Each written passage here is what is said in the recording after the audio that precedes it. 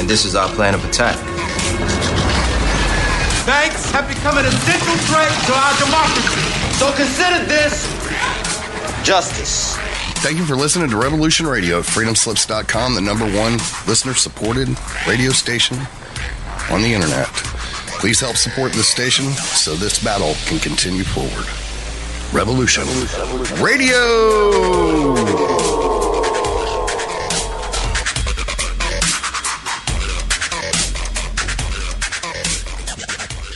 Do you or someone you know suffer from poor circulation, shortness of breath, or chest pains? Are you looking for a more natural solution to help overcome these problems? People tell us that after just a few months taking Extendivite, their doctors have noticed unexplainable improvements in their overall health. For more information, visit heartdrop.com or call 1-877-928-8822. Extend your life with Extendivite. And tell them Nighthawk sent you, because if you call this number and tell them Nighthawk sent you, you'll get $5 off your first order at extendivite.com. Thank you. The opinions expressed on this radio station, its programs, and its website by the hosts, guests, and call-in listeners or chatters are solely the opinions of the original source who expressed them. They do not necessarily represent the opinions of Revolution Radio and freedomslips.com, its staff, or affiliates. You're listening to Revolution Radio, freedomslips.com, 100% listener-supported radio, and now we return you to your host.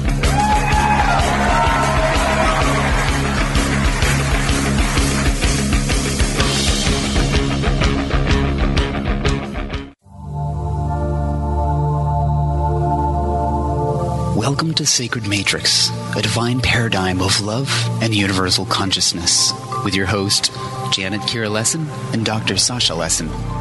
Together, we transform the world. And now, here are your hosts, Janet Kira and Dr. Sasha Lessin.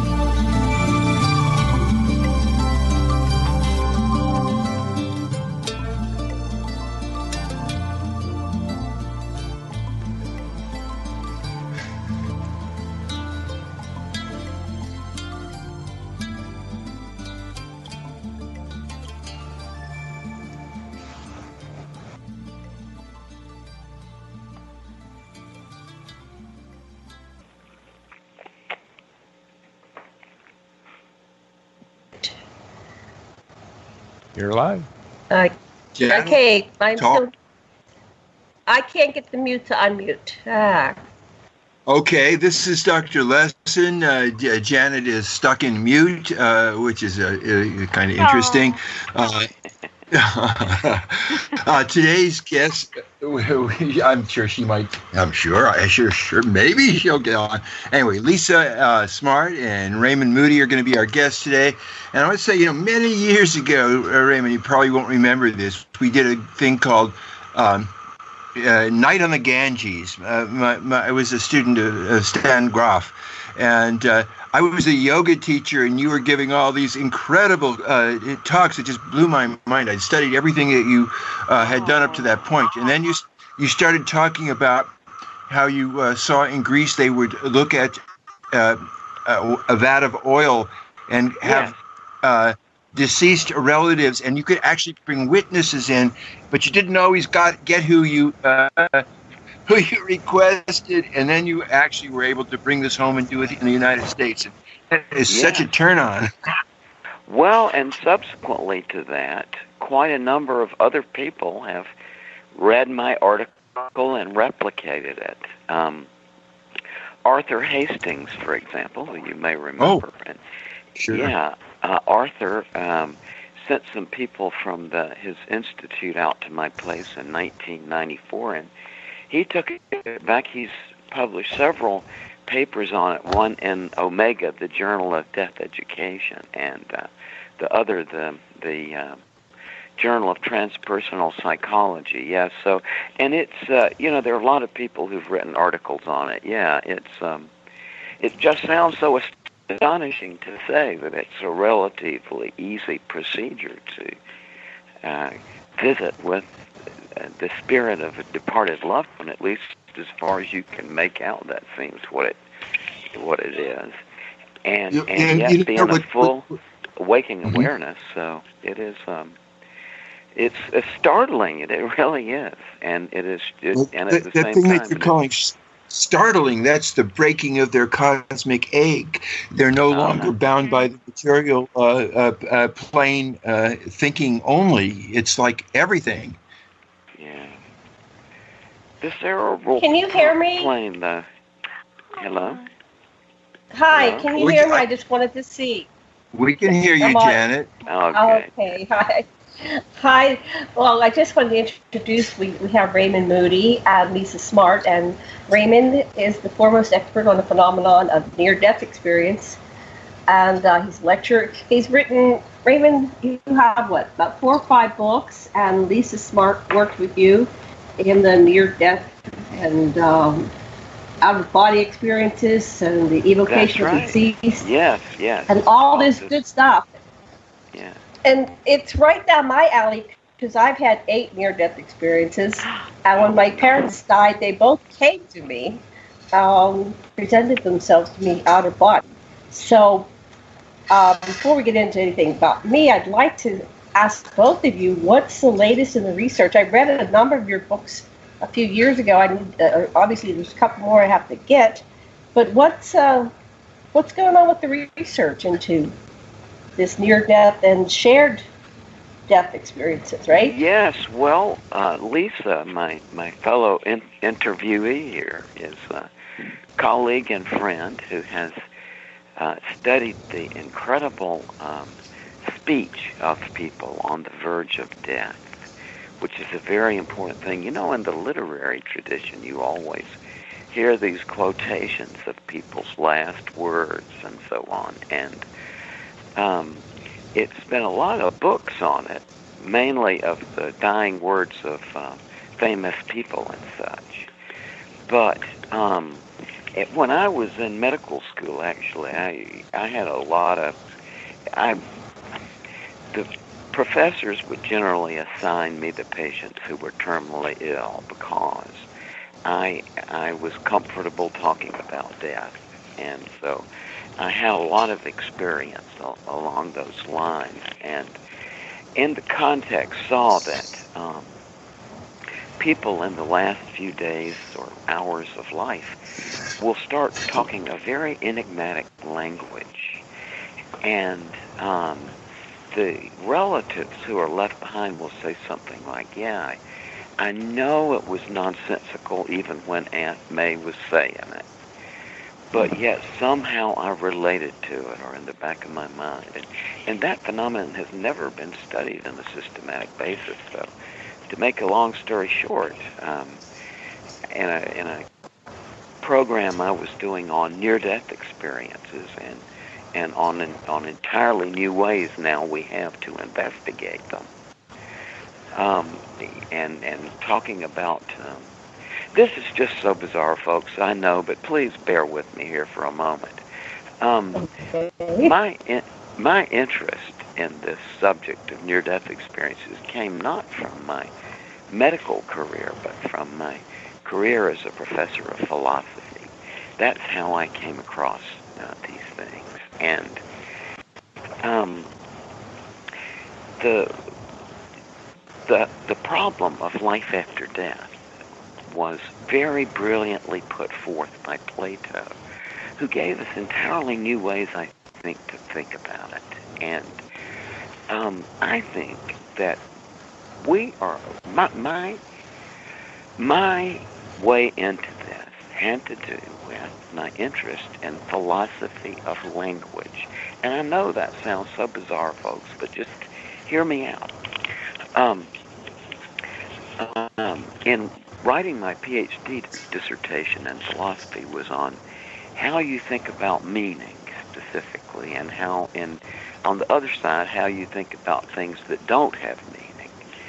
And I have continued to work on that. And the way it comes into what we're talking about here, near-death experiences, is in a way that I'm sure, having had your near-death experiences, you will be able to endorse this position, is that The most common thing that people say when they return from these transcendental near-death experiences is that no matter how smart they are, no matter how many degrees, no matter how many languages they speak, they say, I just can't describe it to you. There are no words.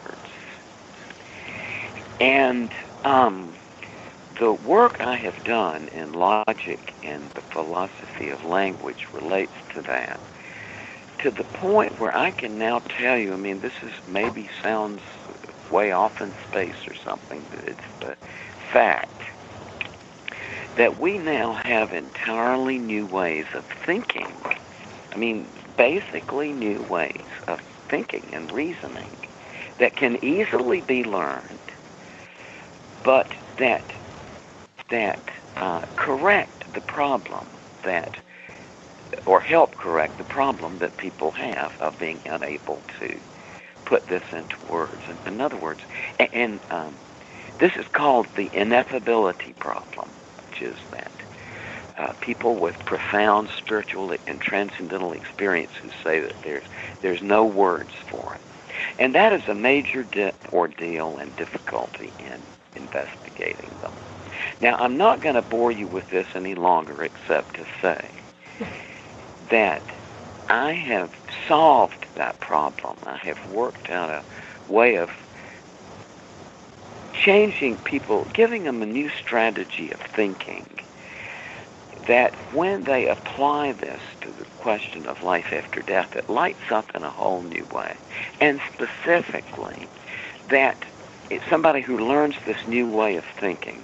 Years pass, and they use it not for anything to do with near-death experiences, but to do with daily life. It pertains to problems we think about in daily life, too. But anyway, in the event that, at some time after they learn this logic, they happen to have a near-death experience, my conjecture was that they would be forced, in a way that we can all reason out for ourselves, to talk about this in an entirely new way. Now, that means that we can actually prep the mind in advance to think logically about life after death, not just while we're here, but also in a way that we can adequately describe our transition when we go over to the other side, and then if we happen to make a return trip. And in that context, the work that Lisa has done is what we're exploring in both of our points of view on this, is how you coming up with an adequate language to talk about the transition to the other side. And I know that's a mouthful, but I'm ready to defend it, and I'm sure Lisa is too. So that's it. Well, Lisa, would you like to take the talking stick and tell us? Sure, absolutely. Well, a lot of what many people don't know about Raymond Moody, among the many things he's contributed to all of us, is his interest, as he mentioned, in the philosophy of language, which includes the study of nonsensical language. And so there's both language that doesn't make sense and also situations that don't make sense. So they're slightly different things, right? But Raymond's looked at the whole question of those things that don't make sense. And when people when he first studied near-death experiences, people who had those kinds of experiences, and I can't wait to hear about yours. That's remarkable. 8. I'm looking forward to hearing more about your experiences. But Raymond would hear people come back saying things that were considered nonsensical. Right, the classic one is, I never felt as alive as when I felt dead, as when I was dead, which is just complete nonsense, right? That's complete nonsense. When you think of the kind of language we use for ordinary day-to-day reality.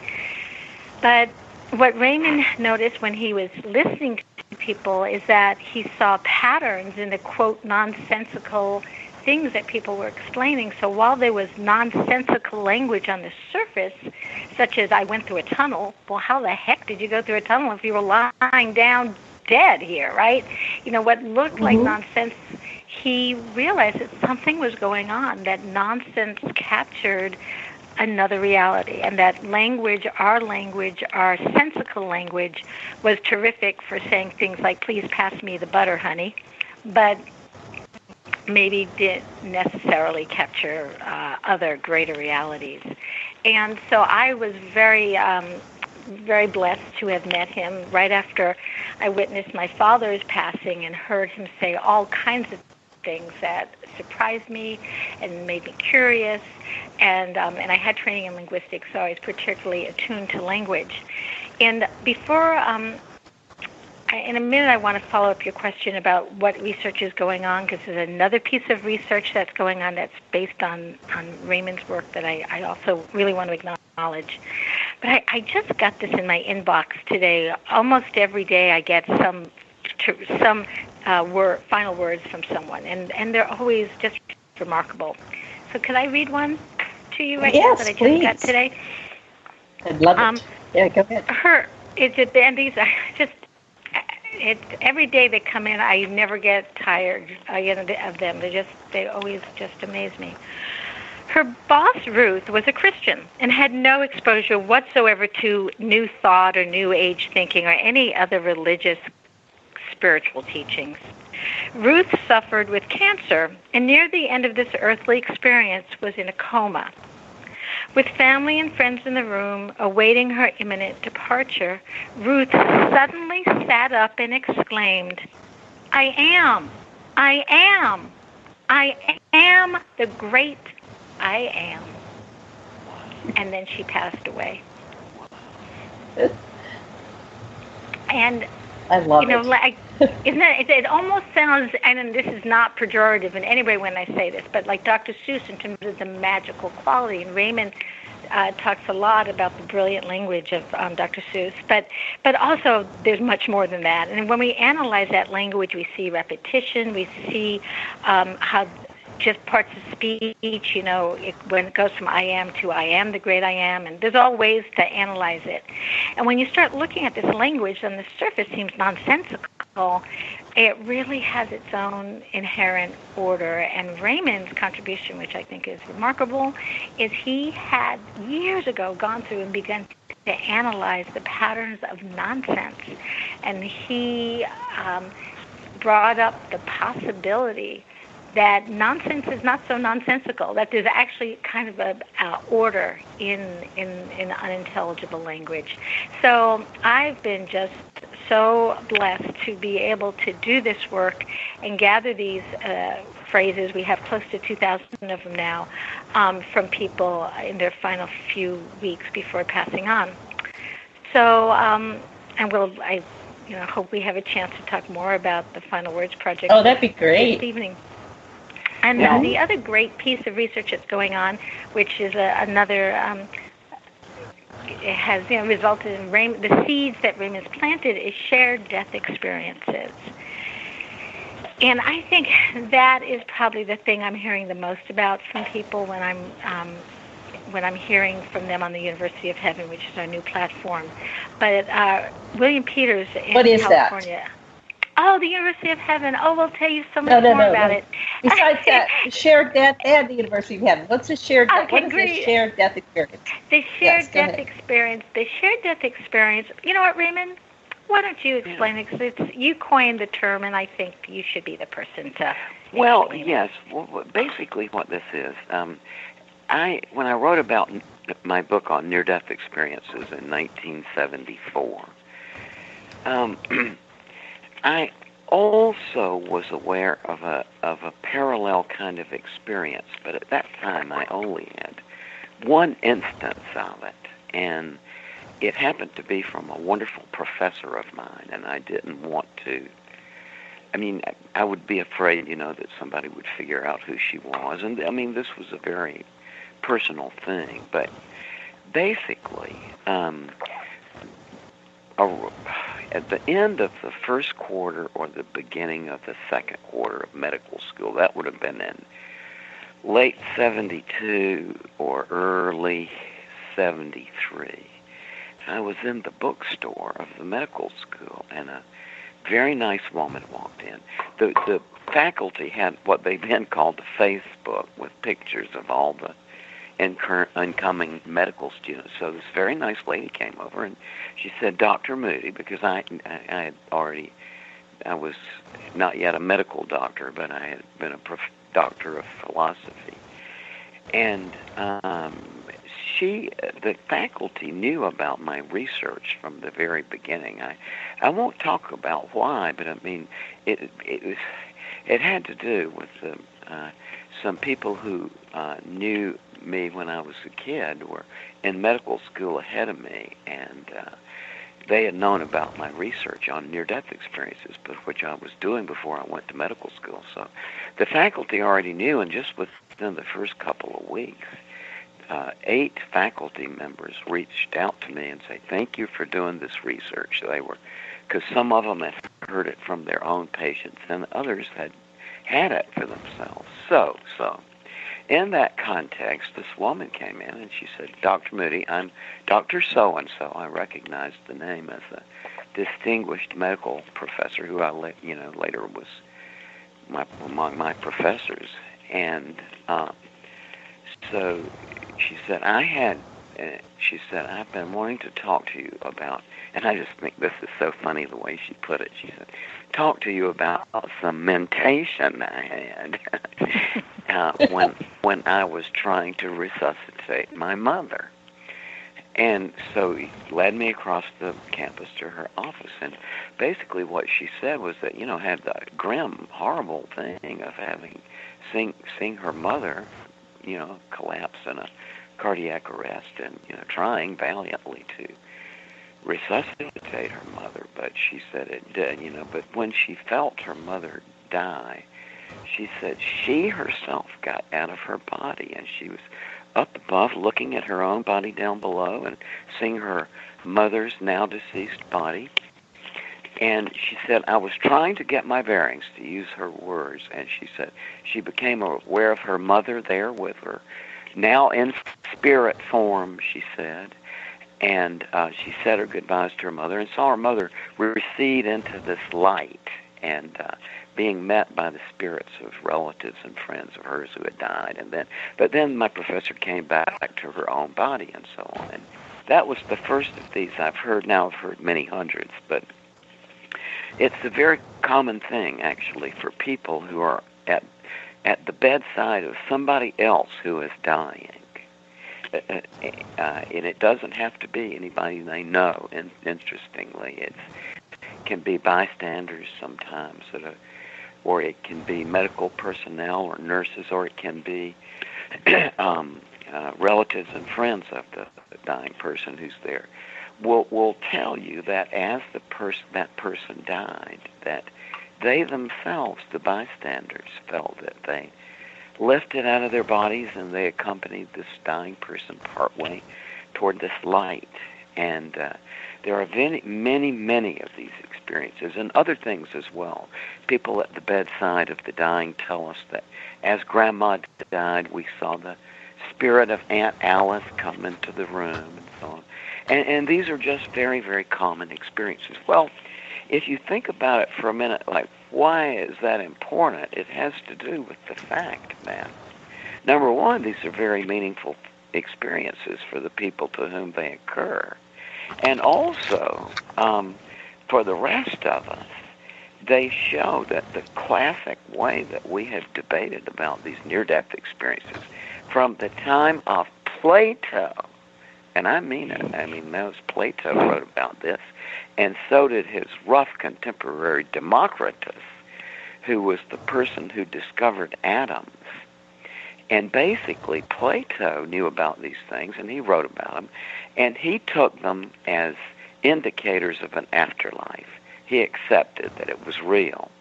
But Democritus, the atomist, said everything is made of atoms, and he said that these events where somebody dies and revives, that what the experience they have is related to is that even when they appeared to be dead, that there was residual biological activity in the body. And so basically, that's what we say today, right? Some say, oh, yeah, indicators of an afterlife. But others say, no, it's just the brain damage, the oxygen deprivation. But that we know that there are shared death experiences means that since the bystanders were not themselves ill or injured, that it was not some oxygen deprivation to the brain that accounts for their experiences. So this is, I think, that happened to my whole family. Very briefly, my sister was leaving to go get something to eat, and the hospital said, "Call back, your mom just died." She ran back up to the room. As she was entering the room, Mom was across the room. My mother said, "Louise," right into her ear. And at the same time, my brother was in his home, starting to walk down the stairs, and there was a light switch that had one of those toggles, and it went down and up. And he said, "Mom just died." Wow. Yeah. And then I was all heartbroken. I said, "Nothing can come to me." But then 2 days later, when I was dreaming, she came and took me out of my body back. I'm in Hawaii, so she took me back to Pennsylvania, and she walked me around the house that I grew up in. And my house was haunted. There were always spirits coming through, and we had arguments about that because she didn't want to admit it was haunted. But she said to me, "Look, it's clear. I'm gone now, and everything went with me. All these ghosts or entities went with me."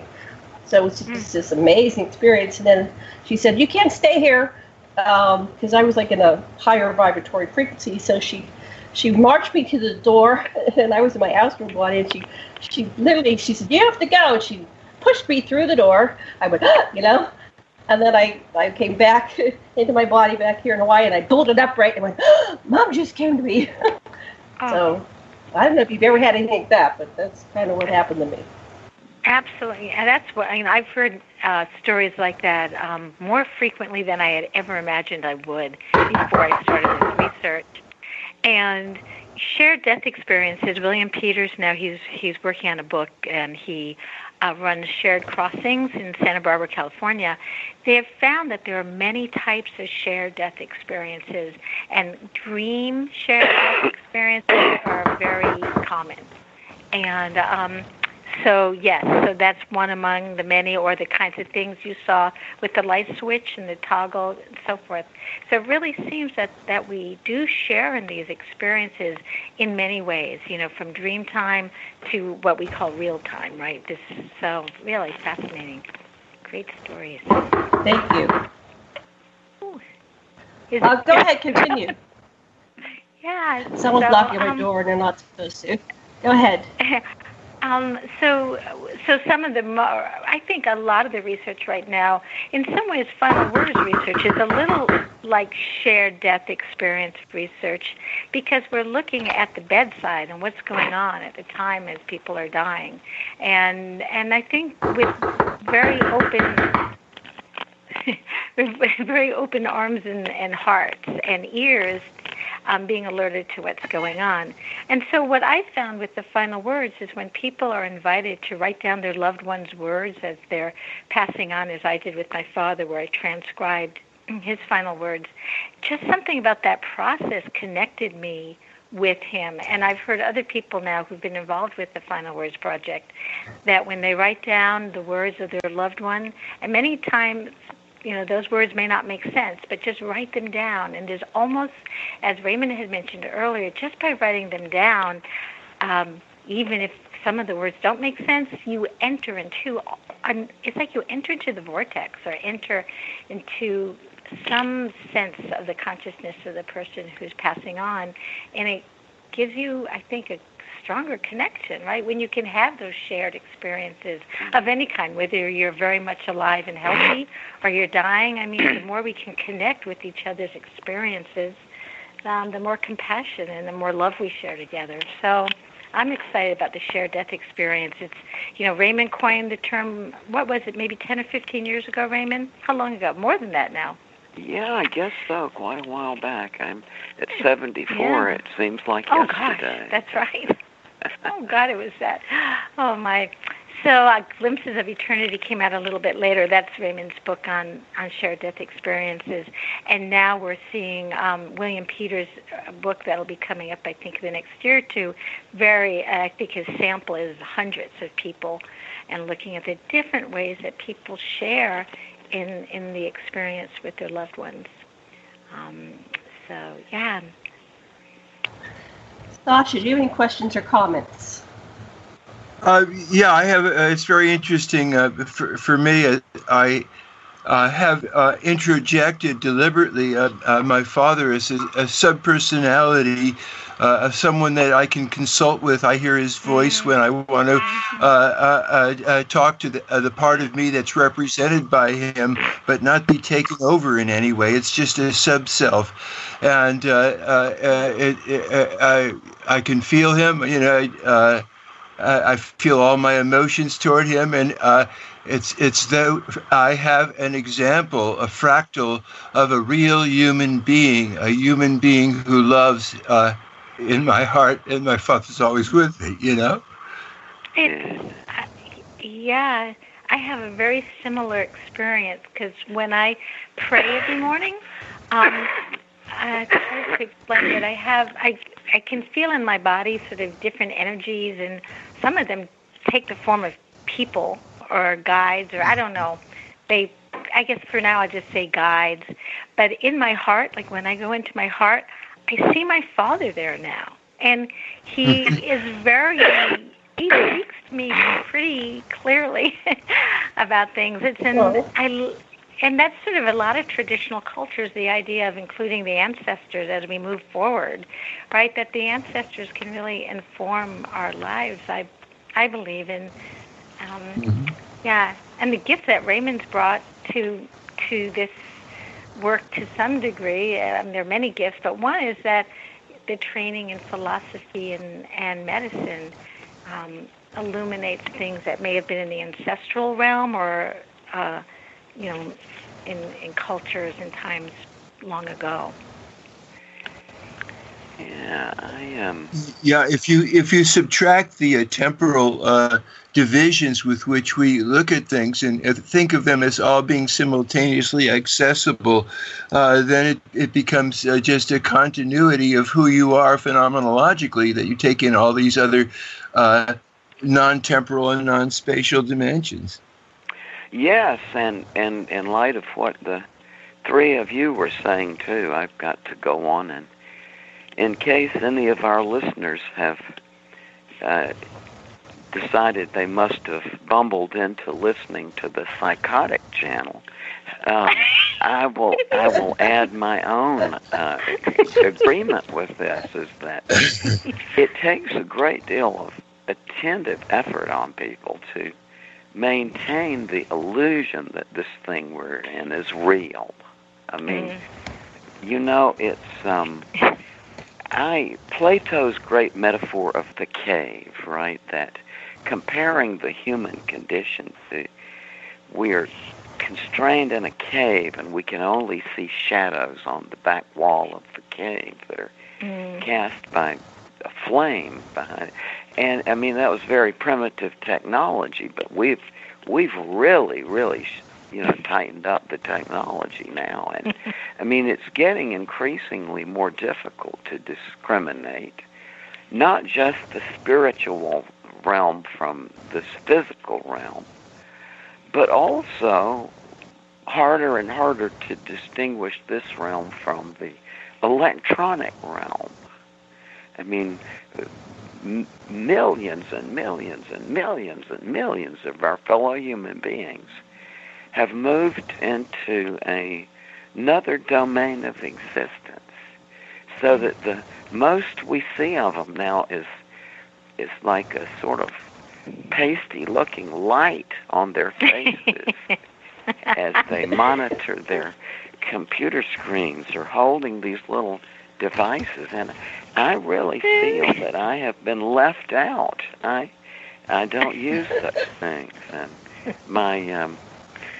but my pen and pad have served me well so far. But no, it is true. I'm really serious here that it's how do you maintain the distinction between this realm and the next? At a certain point in this, when I've heard so many thousands and thousands of people, one that has impressed me just some years ago now is I met years ago a graphic artist whose name is Jeff Olson, and I don't know if you know Jeff, but he had been in a horrific car crash, and his son, one of his children, was killed instantly, and his wife was killed instantly, and he lost a leg and was just really, really severely bad off, as we can all imagine. And it was just a horrific car crash in which he almost died. And so, to abbreviate this story, having his near-death experience and needing, I guess, as people do, to have some vehicle to talk about it, sort of came to the attention of one of the physicians in the emergency room who had saved his life, who is an emergency room doctor by the name of Jeff O'Driscoll. Well, then, fast forward, it turns out that while Jeff was in extremis, kind of hovering between life and death, Jeff was talking to Jeff Olson's deceased wife, and then I believe also the nurse involved in the procedure acknowledged that she too had experienced this, but at this, this is just so common among doctors, I think. But you can imagine why physicians are very reluctant to open up about this, because, there are many people who, I wouldn't go to that doctor who talks to the spirits in the emergency room, right? Even though it's so common. And, but, this is the reality that around the time of death, some portal to elsewhere seems to open up, and that I suggest that portal can kind of be modified by our own thought processes and by our language, that we can have whole new ways of thinking about this, that we just have to listen to what the dying people are telling us, right? Mm-hmm. And what they say. Well, we were talking earlier about this amazing case, I am. And then the other, whatever the other location I am the was. great I am. I am the great I am. Yeah, well, look at that. That figure of speech is called epizeuxis, where you repeat one word or two words in several times, right, in a row. And then the other one, what was it, Lisa? I think it's close. I am the great I am. Yeah, I am the great I am. Well, that is what we call an epinalepsis, which is you repeat the beginning of the sentence at the end. Like when you say, well, Uncle Hampered is just being Uncle Hampered, right? You repeat the same phrase at the beginning and the end of the sentence, and it gives this sort of tightness to the sentence, right? It puts it in a framework or in a brackets or something, right? And well, now think of the similarity between that, I am, and what was said by Steve Jobs while he was dying. Namely, oh wow. Same pattern, right? An epizeuxis, immediate emphatic repetition, 3 times. So you see all these things that have seemed in the past so outlandish only because people didn't talk about them. I mean, I don't tell anybody that Grandpa said, what he said about the tunnel and the Aunt Matilda being there. I mean, they'll think he was out of his head or something. So people are just very reluctant to. Well, don't you think after all these years of your work, though, Dr. Moody, that this is changing? I get the opposite. I have more and more people that are open to this, and then there's other people having similar experiences and doing similar research. And there's the Michael Newton Institute, where they progress people into the life between lives. There's like 40 years of this now going on. And haven't you seen the change in... I mean, maybe because I'm in Maui, it's kind of open. If you think about it, you've been doing this a long time, too. You and I both know that in reality, that part of this subculture that we're in, of people who are interested in that there is always the illusion that more and more people are getting interested in it, right? It's like that's how it always is. That and that is caused by the fact that because of developmental reasons, essentially, it's most people don't really get interested in the whole idea of life after death until, well, my experience being the 50s, the 60s, and more commonly the 70s.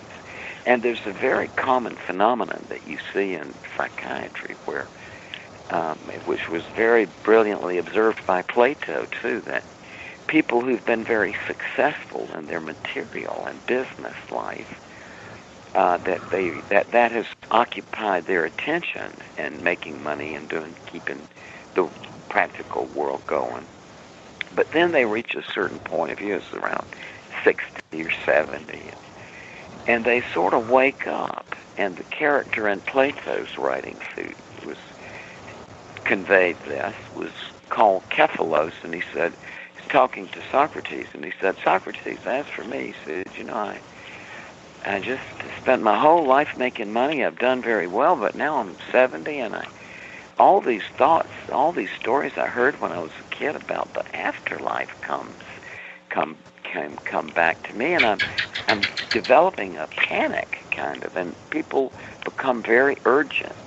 And also then, sadly, and this is the horrible part of it, the developmental part is nice, but the way you don't want to wake up to the afterlife question is when a loved one dies, and that's the other thing that brings people to the afterlife question. And so for that reason, there's always, sadly, new recruits, and when they come about, then they get interested in what we do. But one thing I'm getting feedback. I am too. I'm hearing something. Yeah, I'm trying to identify it. I hear somebody who sounds just like me, except he's contradicting everything I say. Let's try muting when somebody else is talking. Okay, good. Yeah. Oh, and now I'm still hearing myself. This is... Yeah. Hello. Hello. Matt, Thomas, is there something on your end you can fix? It's feeding back through somebody that's not muted. Oh, wow, it's really... Everybody mute. We could be a whole chorus sing together. Okay, I'm going to mute. Yeah, everybody mute. Let's try that. Except for Dr. Moody. Okay, good. Well, I still hear myself. Yeah, of course. This might just be the normal voice in my head. I don't know.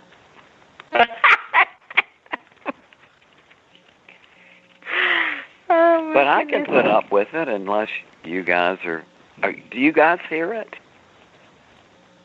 I do. Or let's Raymond, I don't hear anything. Just teasing.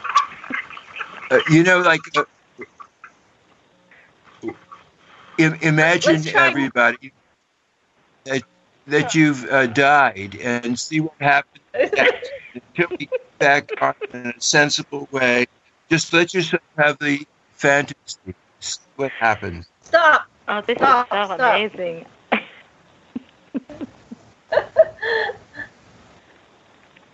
Everybody mute but Dr. Moody. Everybody. Let's see 1, 2, 3, mute. Hello? Yeah, I can still hear myself. This is just part of my regular psychosis. I was feeding back through one of the phones. Okay, how about... Wow, I wish you guys could do something like this to Trump.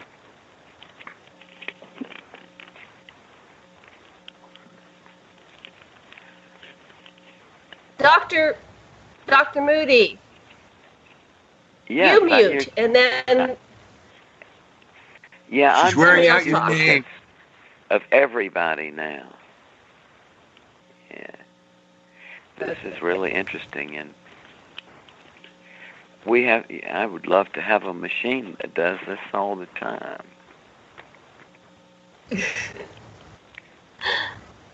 Okay.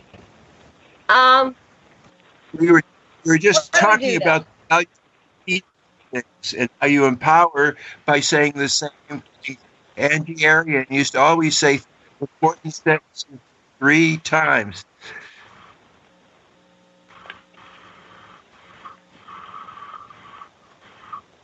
Okay. Thomas, what do you suggest?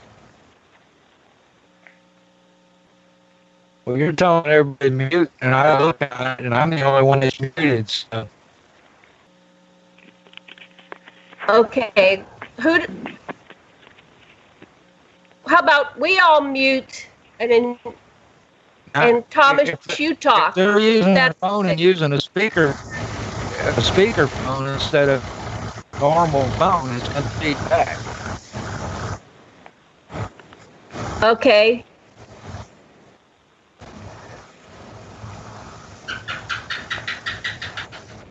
How about one person at a time talk? And Thomas, you choose who to talk.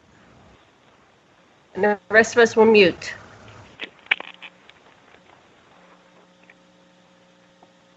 Okay? It's one of the 2 phones that is doing it.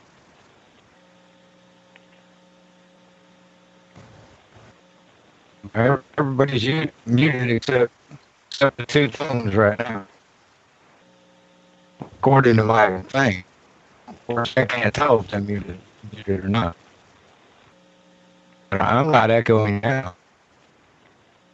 A little bit. Yes, you are. I'm Yes, still you hearing... are. Yes, you are. Yeah. Yeah, we're still hearing it.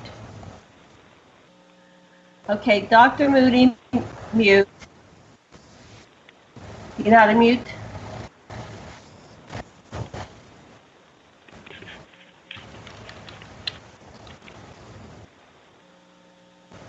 Okay. Sasha, you want to talk. Okay, unmuting. 7 years ago, whatever. No, that's not working. All right. Let's just keep talking. This will be interesting. Well, I just really have always wondered what it would be like to hear my voice repeated in my head.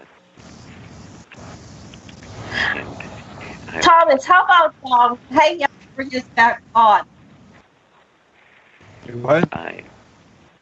I understand that it must be annoying to hear me talking like that. I understand it must be annoying to hear me talking like this. I like it. I like it. I'm sure it must be annoying to hear me talking like Let me remove one of the phones and see if that does it, and I'll call him back. But I have a medical disorder. He's going to call you back, I think. Okay. I You have can a just be medical grateful. disorder. Like, I am what I am at this That moment. makes me repeat everything I said. I am the great I am. Yeah. Is it still there now? Yeah, it is. It's still showing a minute here, even though I took them off. It's coming from one of y'all, I guess. Yeah, Raymond, are you there? See, they're still on the call. Oh, I'll hang up. Bye. Yeah, hang up the call and I'll call you back. 1, 2, Hello. 3. Okay, testing. 1, 2, 3. So I don't hear it anymore. Sasha? It was coming through her phone, wasn't it? Her phone. Okay. Nope, now it's No, echoing. Now it's All echoing. right, now have the other phone hang up. Okay. I guess they hung up. It's still coming through. All right, Yeah, you it's still just now coming through. left. Okay, still coming through. Is it still coming through? Mute yours now, Jen. I'll mute mine. 1, 2, 3. So it's got to be coming through. You got about 4 minutes. I'll come back in real quick for the 4 minutes. Okay, so it's coming through the station. Apparently. Yeah, because when I talked, I didn't hear the echo. But then I heard it from you. Sasha, go ahead and speak. We only have a couple of minutes. For Okay, regard this as an opportunity. How can we creatively use this echo to convey what we really want to convey? Say that again, or say something else. I'm not echoing. He corrected it. It's okay now. Okay, Thomas, you echo. Or it worked. Thomas, go ahead. You talk. 1, 2, 3. I'm not sure we'll be able to hear the break when it starts in 3 minutes. Okay, so that eliminated it. So it may have been the station or one of the phones, but it's no longer doing it. So, okay. Well, we'll have to call them back after the break. This is a show that's plagued with stuff. I did call them back, and you only got 3 minutes left in. Oh, that's still echoing. You're echoing. Okay. Well, why don't we hang up and then call back after the break or something? Oh, that's right. Middle of the show, aren't we? Hello? Oh, okay. Okay. Yeah, we're still working on break. Hello? Okay, we're going to call you back during the break, and we're coming up with the break in a couple of minutes. So just hang tight, and then we're going to reconnect with the station and call you back. Okay. And that should I hang up the phone or what? Thomas, tell them. Thomas? Yeah, you can hang up. I'll call you during the break. And we'll reconnect. Okay, great. Talk to you soon. So it's coming in 2 minutes, and I don't know if we'll be able to hear it or not, Janet. This thing is messing up. All right.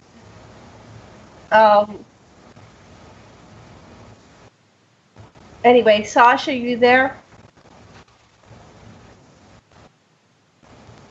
Sasha? I guess he's on mute. Present. Anyway, interesting show so far. I want to cover when we get back with our guests, like what is going on with the guy. So make sure we cover that. What would you like to cover when we get back with our guests? I'm interested in what happened. Working with Stan all these years. I've been with so many people that have had ego deaths or the dissociation phenomenon, primary personalities, and goes back to their stars. There's all different kinds of death that really interesting.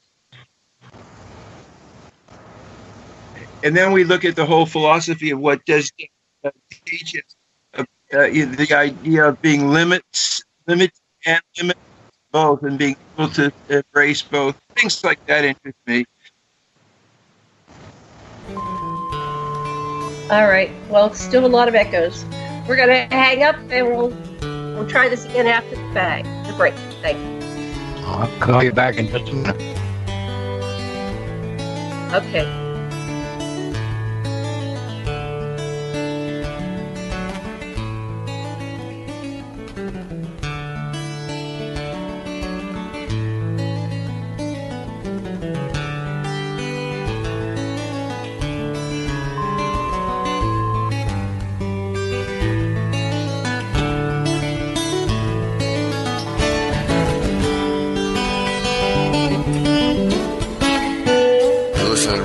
Radio at freedomslips.com, and we'll be right back after this message.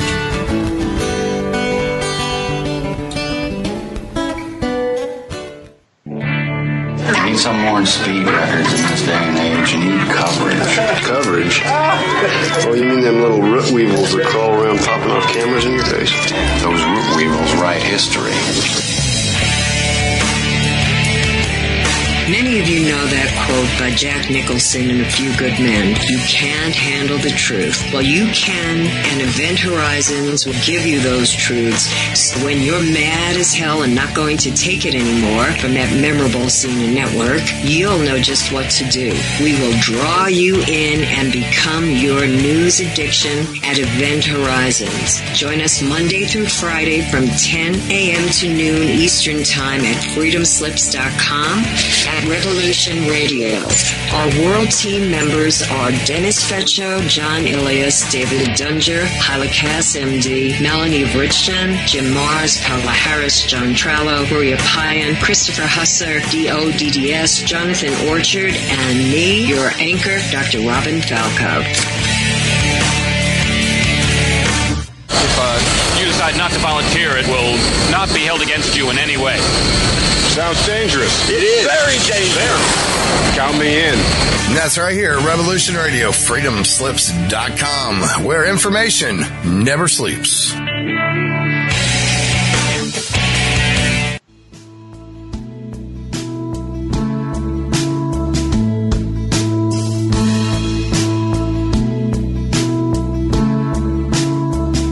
Is your data safe? Do you have the necessary information to assist you in confidently living through just about any survival situation? Is survival and gardening, off-grid living, medical knowledge, or even natural or man-made EMPs on your list of personal concerns? Do you have your documents and your personal information in a safe place in your hands where you know where it is? Well, check out our preloaded EMP-proof thumb drive. Over 3 gigs of survival documents and how-tos, plus the USDA offline food preservation website, and much, much more, including a surprise bonus we just can't tell you about here. With plenty of room left over to store your most important documents. Imagine if a megavirus or a computer failure took out your bank, or all the banks for that matter. Are your banking records safe in your hands? So when they get things fixed and repaired, you can say, hey, look, this is what I had. You have it. I want it back. Is your personal data safe? Family records, addresses, phone numbers? Well, squeeze on over to freedomslips.com. Yes, that's www.freedomslips.com. Click the banner on the homepage for the EMP-proof bullet drive to get the full scoop of everything that we offer. So, folks, keep your data safe for your peace of mind. Revolution Radio, freedomslips.com. You don't need to expect us. We're already here.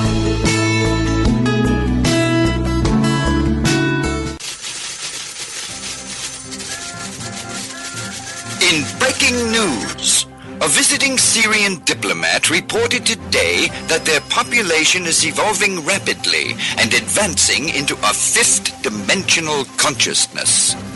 They are seeking peace with all cosmic cultures, which may mean that the Earth will be asked to join the prestigious Galactic Federation of Light Alliances.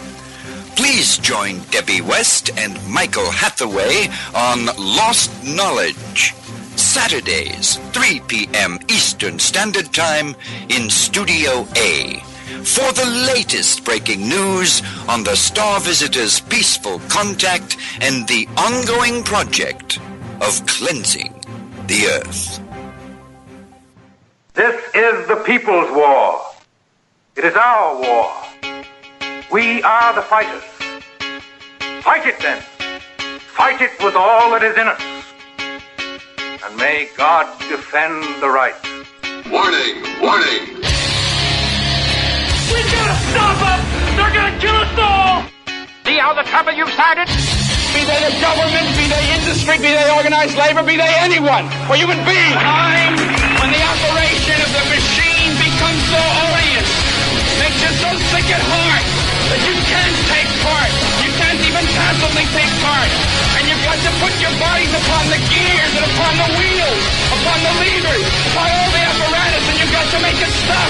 And you've got to indicate to the people who run it, to the people who own it, that unless you're free, the machine will be prevented from working at all.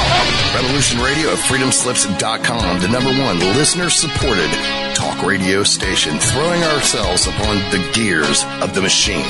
Revolution Radio, where information never sleeps. You called down the thunder, well now you got it. Right! You tell them I'm coming! And hell's coming with me, you hear? Hell's coming with me! Revolution Radio!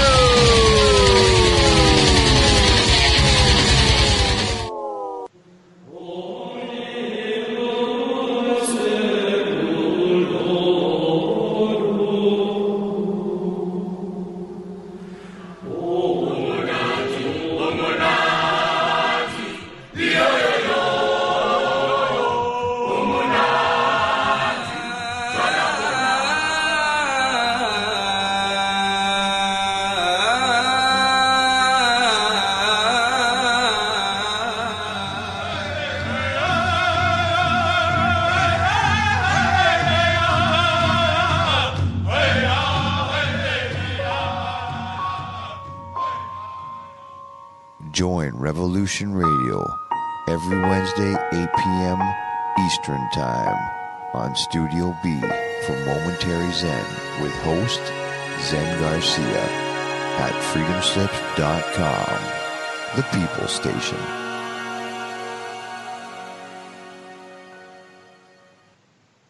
Do you or someone you know suffer from poor circulation, shortness of breath, or chest pains? Are you looking for a more natural solution to help overcome these problems? People tell us that after just a few months taking Extendivite, their doctors have noticed unexplainable improvements in their overall health. For more information, visit heartdrop.com or call 1-877-928-8822. I'm Revolution Radio, and I'm your host, with my co-host. And tell them Nighthawk sent you, because if you call this number and tell them Nighthawk sent you, you'll get $5 off your first order at extendivite.com.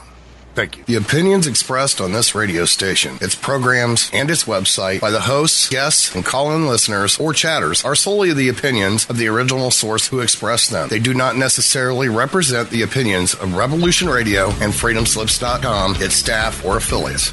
You're listening to Revolution Radio, freedomslips.com, 100% listener-supported radio, and now we return you to your host.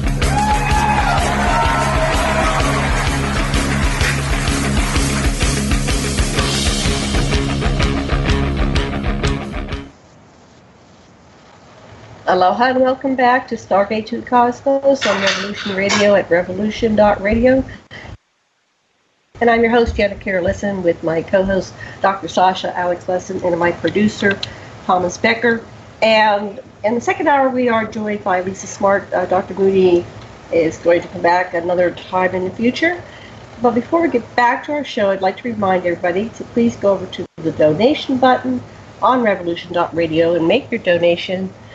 And we do appreciate your donations. They help us stay on the air, bring shows like this And Thomas Becker, Mad Painter, what's our fundraising? What's our goal? Where are we in terms of our goal? Yes. We have 1501 and we need 2450. So, and really 1400 of that come from two different people. I mean, they really, without them people there, we wouldn't even be on the air.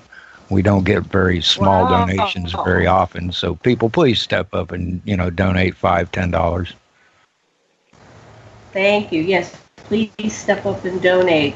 So we're going to do a little sound check here. We had some problems before the break. I think we have rectified the situation.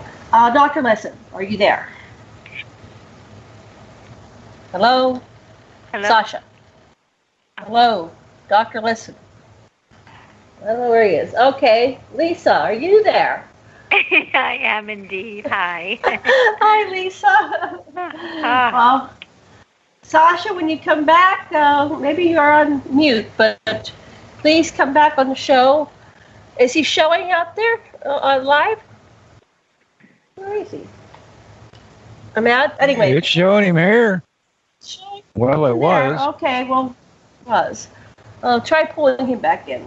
Yeah, try pulling him back in. Blah, blah, blah. All right.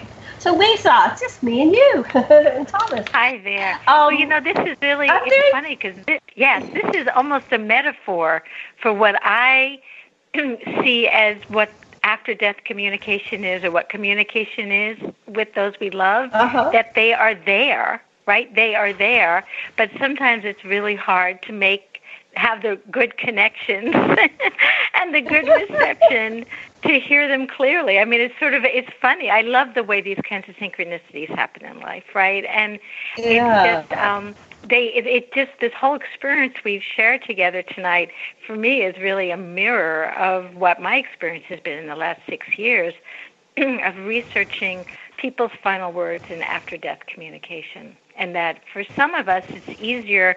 The airwaves are clear, and it's easier to receive the connection.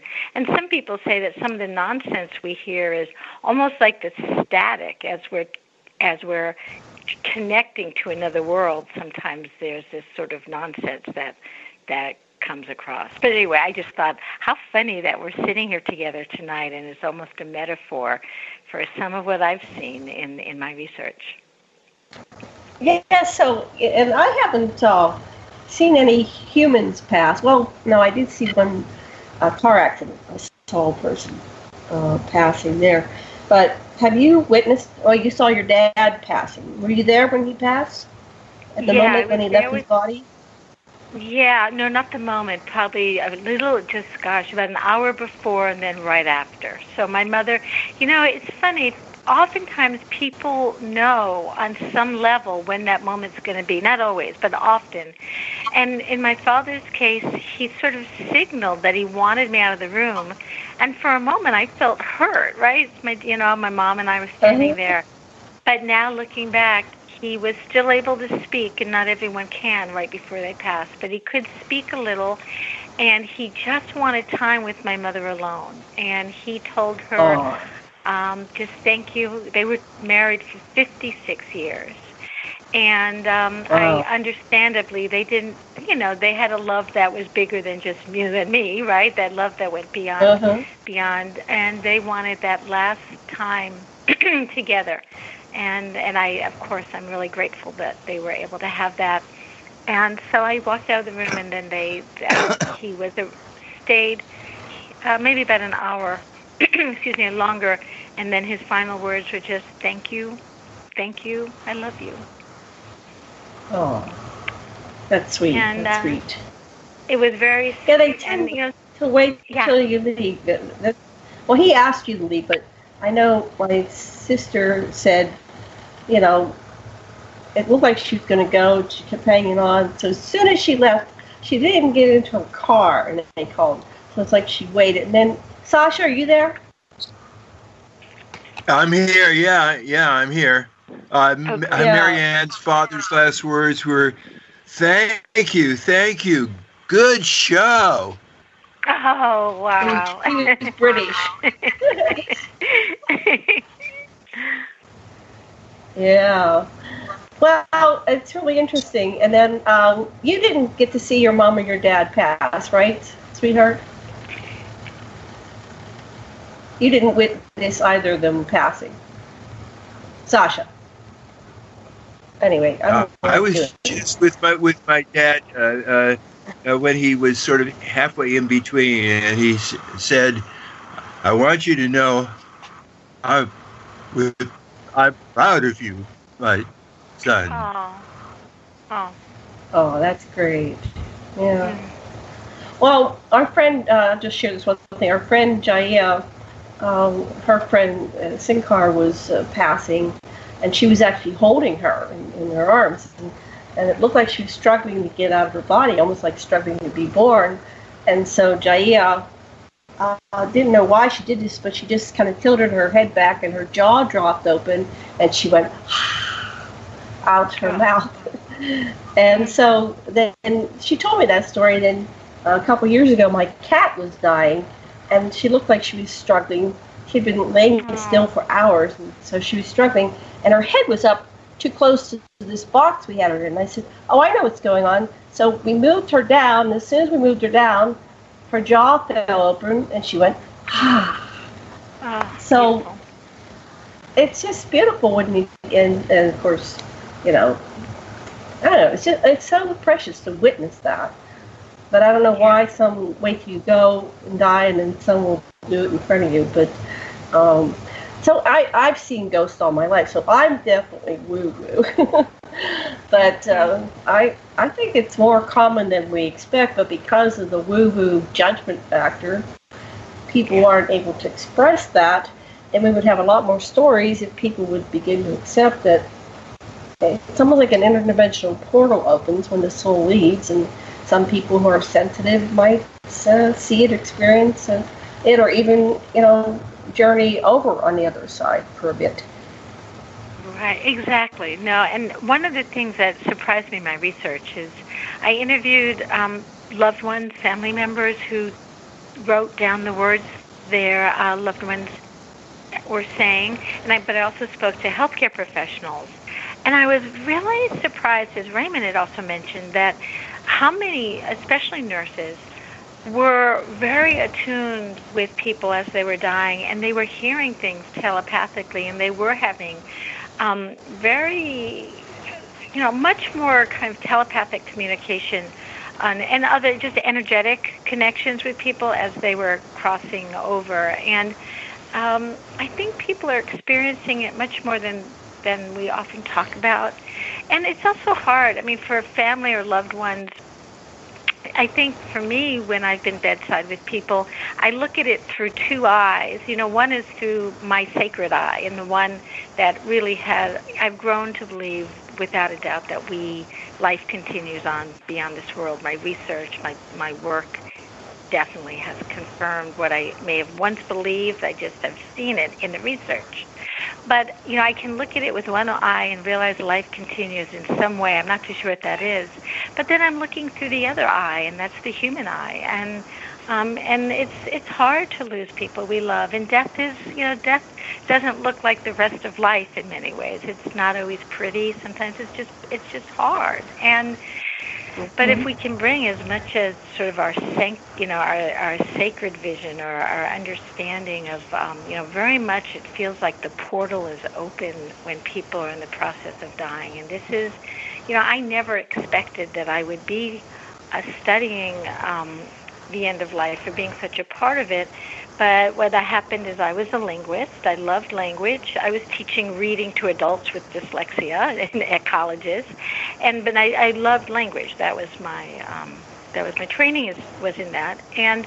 But in the final weeks, as my father was dying, my father was a complete skeptic, PhD psychologist, very rational person, didn't believe in anything beyond this realm. And as he was dying, the last 3 weeks, I just noticed shifts in his language that I began to write down, because as a linguist, I write down everything someone people say to try to make sense of it. That's my training. But he started talking. Here's a man who believed in nothing. I talk about him in my book is a cigar-chomping New Yorker. You know, he's just like, nah, you know, well, it's all, it's, you know, we're just going to be 6 foot under. That's the afterworld. You know, it's right there with the worms. Wow. You know, very down to earth, salt of the earth kind of guy. And then about 10 days before he passed, he started talking to me. He looked at me sort of with open eyes and said, "Oh my God, Lisa, there are angels," because he started seeing angels in the room with him. And I just started writing down everything he said, and part of what I wrote down were the visions he was having in the room. And again, from a man who was a complete skeptic.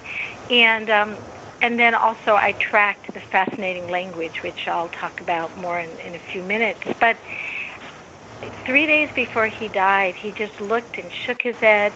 He said, "The angels say 3 days left. Enough. Just 3 more days." And I'll be darned, 3 days later, he was gone. And like many people, oftentimes people before they pass, I don't know if either of you seen this, but he raised his hands up as if he was reaching to someone or something. And many times people before they pass on, they maybe don't speak very much anymore, but their hands or their arms often indicate that as if they're reaching somewhere. But so for my father, you know, for me, I had never thought that I would be, first I never thought I'd be working with Dr. Raymond Moody, and it's just been a complete joy and honor to be doing that. But also, I never thought the day would come where I would not be, I can't say I'm totally not afraid of dying, but I'm less afraid of it. And of course, if something were to happen to my husband or to Raymond, of course I would be grief-stricken, and I would not think that death is a beautiful thing.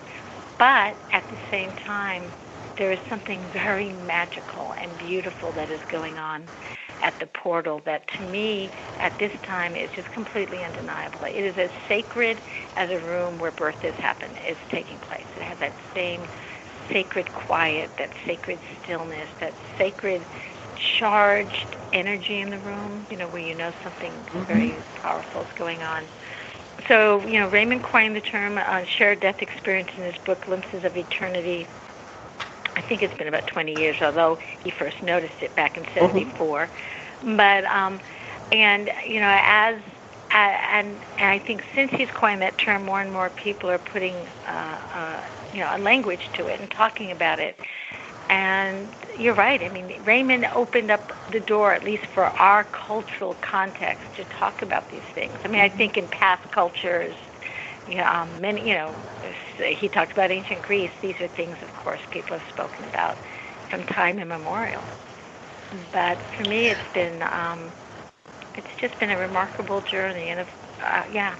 So death is a very mixed territory, but I think the more we learn about it, and the more we can look at it as much as possible as with the sanctity that is, it's so integrated into the experience.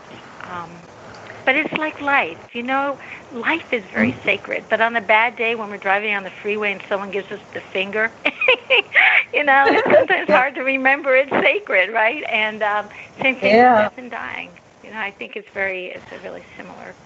But the kinds of things people say, you know, I read you this because it just came into my email yesterday.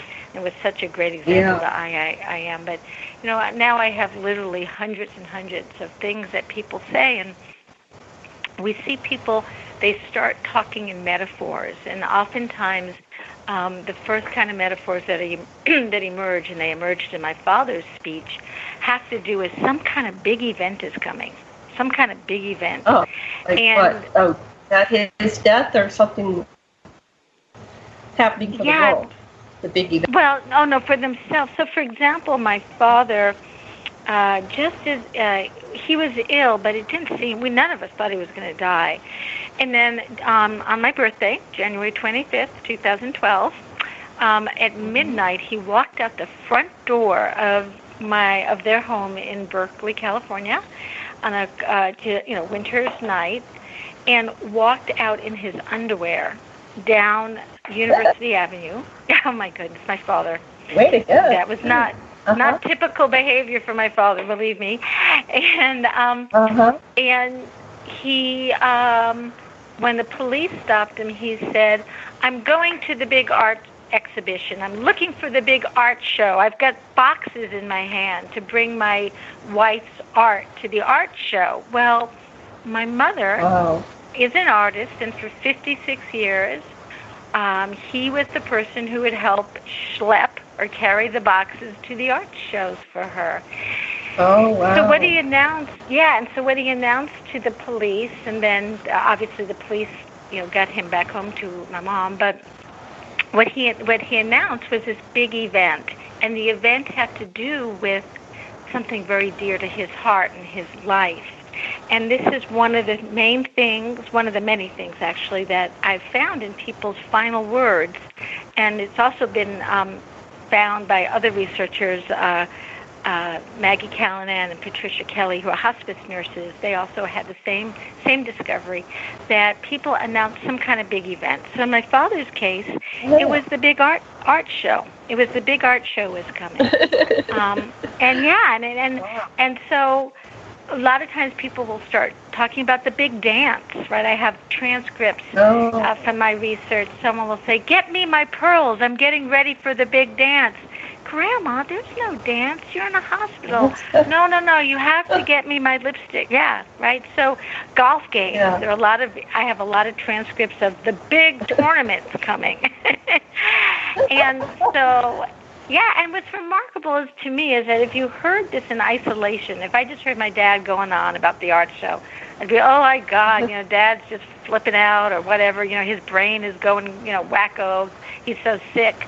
But when you start realizing that these are patterns, the great thing about research is when you see patterns in hundreds or dozens of cases, literally we've seen hundreds of transcripts now, or I should say dozens, of transcripts where people are talking about, this announcing a big event. So we know that this is not just an isolated case. So, for my example, girlfriend's husband. Yeah.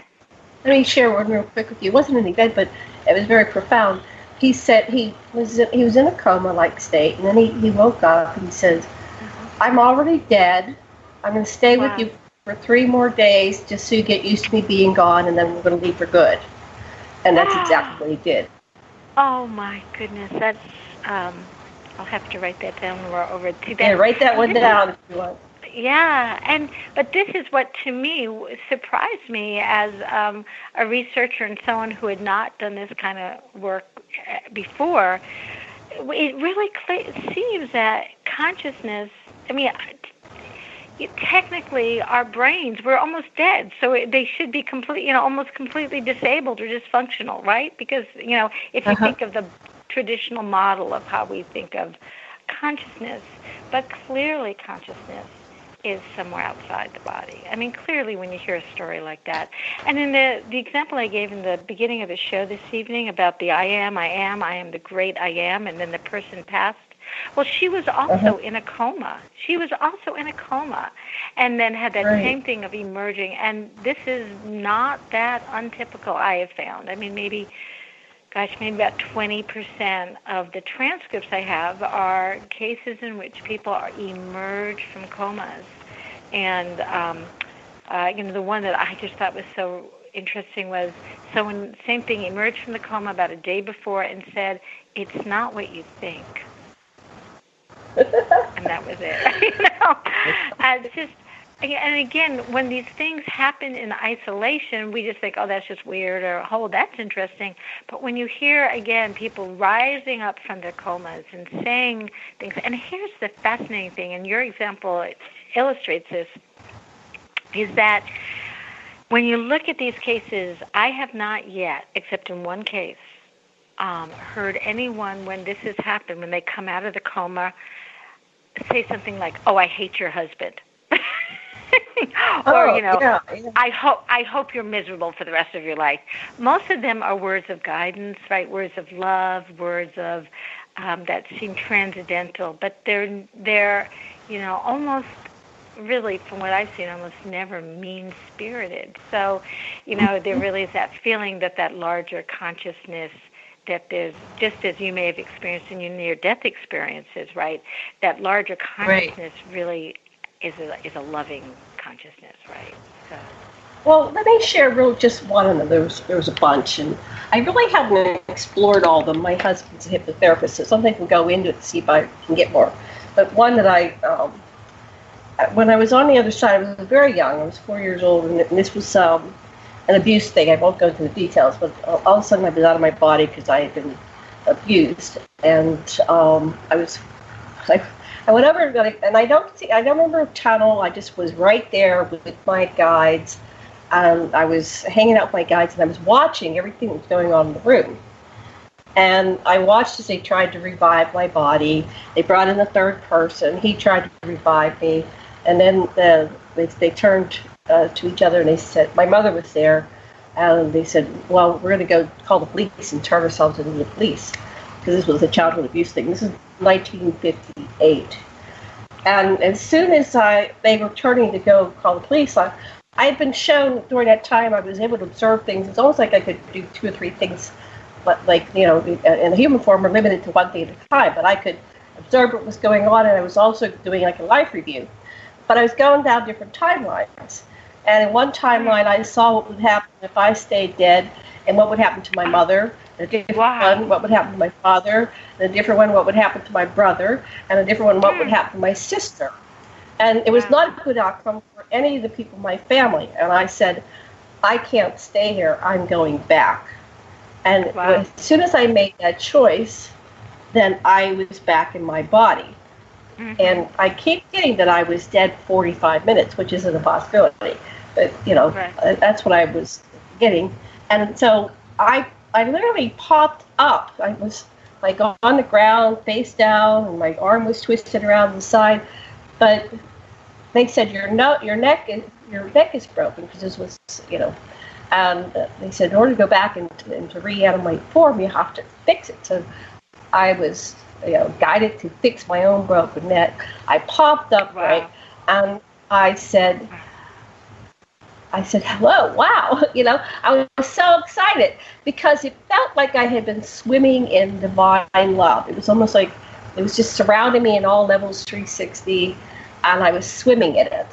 And when I returned, I was like coming from a higher vibratory frequency into this third dimensional physicality form, and I think I glowed.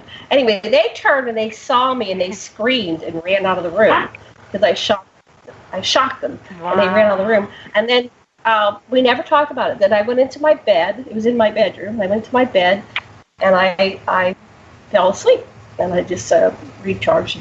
And then nothing. It was never discussed. Never talked about it until years later when I was doing therapy with Dr. Lesson. So it was all good. I felt great. I loved it. I wanted to stay. But then when I was shown the life reviews, it's like, no, I can't stay. So I came back, and I have no regrets being here. I've had a long life. I've lived over 60 years, 61 years since that event. So anyway, that's one of my stories. Wow, just remarkable. And I can't. Ever heard anything like that? Some of the elements sound familiar, in terms of the different timelines, and I've heard other people describe these sort of spontaneous healings that being directed by light beings that, I'm using words, so it's not quite how it is. It's usually what I've heard is just kind of a knowing, and then just like you had basically a spontaneous healing, right? Right. I missed the part. I'm very curious because I'm doing research on this right now. What did you say again about the sexual abuse? Did you say abuse of some kind? Yeah, it was. I had been orally raped, and my mother tried to stop the person, and so that never got addressed. He didn't go to jail. Nothing. They just. I guess they were so shocked they didn't ever discuss it. But, he got his karma. He was actually, many years later, he was murdered. He was stabbed 17 times in his chest. So I guess you don't get away with it stuff, right? Yeah, no, but, exactly. Yeah. Yeah. Well, the reason I asked is beyond my heart goes out to you and for going through that, is that I'm doing research now because they've found a correlation between people who were traumatized or sexually abused as children have a higher likelihood of having NDEs. So that there's a correlation. I'm a survivor, and there definitely is a relationship. And the research I'm doing is I'm curious if somehow I know for me as a survivor, I had to leave my body a lot when icky things, that's a technical term, icky. When icky things happened to me, I would leave my body, right? So I learned in a way because of the trauma. So if I were to ever be in a car accident or if something were to ever happen, God forbid, knock on wood, to me that, brought me to death, there might be a larger chance that I would be able to leave my body easily and remember it and be comfortable with that experience of moving in and out of my body because through the traumatic experience, that's something I had to do, right? So, well, I've always been able to astrally project like that. I remember just going out of my body and going exploring and flying at night and going to all these different places. And actually, as I got older, when I started discussing astral projection, I was able to meet other people when we would do like an experiment and let's see what will happen. And I'm not going to go into everything because that's not what this show's about, but my astral experiences were profound. And then I found, what's his name, the guy from Virginia? I forget his name. He was not the other one. Anyway, there was a guy who did all the... Monroe. Yeah, the Monroe Institute. Yes. I had discovered his books, and when I read his books, it was like there were so many things that were similar to what I had experienced, but I had been doing that since childhood, and it was probably in my 30s or 40s when I found Monroe's book. So, if we want to talk sometime later, I can share my research on this. I'd love to help you with your project. If I could, that would be great. So let's definitely we'll plan on that. way. So. So ask anything. What else can I tell you? Different things. I'm gonna pass the talking stick to Sasha because he's there. Hi, sweetheart, you're back. No, he wanted to take off because he was not feeling quite well, but he come back. Understood. Yeah, go ahead. So I'm really interested. I have a perspective. You probably recognize this, a Jungian. But it's like I value limits because it gives me a chance to see when I'm going to live the life I always wanted to, when I'm going to become the person I always wanted to be, when I'm going to love the way I always wanted to love. And I have limits within this. I also embrace eternity too, so that it's being able, I think, to embrace both, and you realize it's a spurious dichotomy. It's nothing but our ways of thinking about things, and it's really a continuum. And yet, if we've observed death in others, and you can, and once you understand that that is going to happen, even if you haven't, 1,000 years, you still come to the limit. And so it's being able to appreciate both limits and limitlessness, I think, which is the dynamic that allows you to transcend your current level of consciousness and see things from a broader perspective. And I just wonder what you thought about that. Yeah, that rings true for me. I do. There's something, the limits. Do you know Gabrielle Roth? She was the one. Oh, sure, I know her. Yeah, and one of her lines that I love is, "It takes real discipline to be wild," I think it was. But, there is something about limitation that enables us to open up, or at least for me, I can only speak for myself. But one of the great things for me is to realize in this body and in this way, my life is limited, and as a physical being, I can't stay up till 2 a.m. I mean, there are things I just can't do, especially now that I'm turning 60. There are a few more limitations than there may have been 20 years ago physically.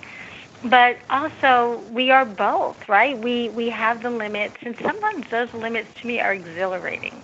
And many times my greatest truths and my greatest insights come, like when I get sick, for example. Many times when I'm sick that's when I encounter the greatest truths, lessons about myself and my life, right? So for me, or even doing this research, the research is very tedious, it's very structured, and yet from following a very limited protocol came these really big insights and big truths. So I'm a really strong, I'm a strong lover of limits, knowing in my heart that that's not all we are, right? Those limits are just a pathway.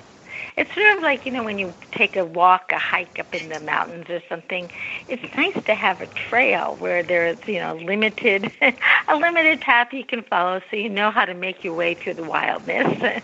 But, and more people, I tend to be someone who errs on the side of really liking my limits. That's my nature. I mean, that's just who I am.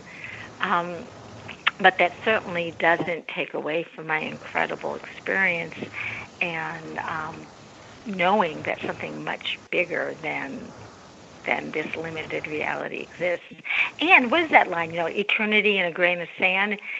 For me, while I have looked at the Final Words Project, and I'm doing, just like Raymond had mentioned earlier, I mean, we're looking at these very technical relationships in language, like, that's epizeuxis, 3 times something is repeated in a sentence, or, that is, a noun converts into a verb. I mean, these are pretty technical, limited ways of looking at things. And yet, by doing that and putting that kind of lens to this really remarkable experience at end of life, that very limited focused perspective yields these insights that are big and offer big insights. So, for example, again, I went through all this data. There were we have just about 2,000 utterances from about 180 people, and wow. Yeah, it's really been. And we've been doing it, little by little for 6 years. But first, when you first see the data, it's just like, but when you start organizing it and look at the limited categories, and the patterns start to emerge, right? One of the patterns is this repetition of 3. I am the great. This is common in the end of life. And then the metaphors I spoke about early, and of course the signature metaphor that a lot of people have spoken about in the past, I should say a lot, but several researchers have talked about, besides myself, is the metaphor of travel. People start talking about buses or trains, or one guy talked about his Jetta. He said, I need the keys to my Jetta, but Mr. Rogers, you're in the hospital and we can't get that for you. No, I need the keys to my Jetta now. Well, really, a wise nurse who had been through the end of life with other patients and was very tuned in said, you know what, sir, we're going to help you get it all gassed up and ready to go for you. Right? And so she spoke his language, right? And then another person was very similar, was, I need my passport. And a very tuned-in chaplain said, I know, let me help you find your passport. We're going to get you to that other place. So going back to the whole thing about limits and so forth, language is a limiting experience. I mean, we come into this planet, we were born with the capacity to produce 800 sounds or phonemes.